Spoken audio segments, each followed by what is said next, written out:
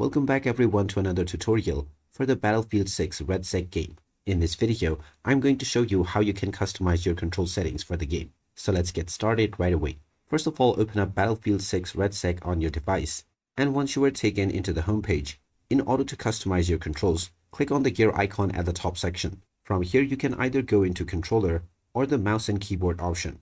Within controller, you can choose the edit settings option, and you may also choose from the various different presets that are available. If you go into mouse and keyboard, you can now redefine your keys. Click on the edit button alongside control settings to view various other control options.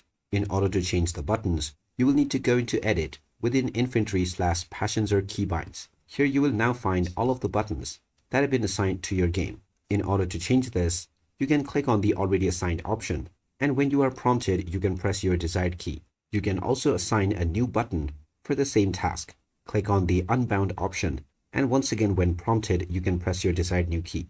Go into the various other control pattern, such as vehicle controls, as well as other keybinds. Once you have redefined all of these, you can just go back and your changes will be saved. After this, you can continue to play your game with your customized controls.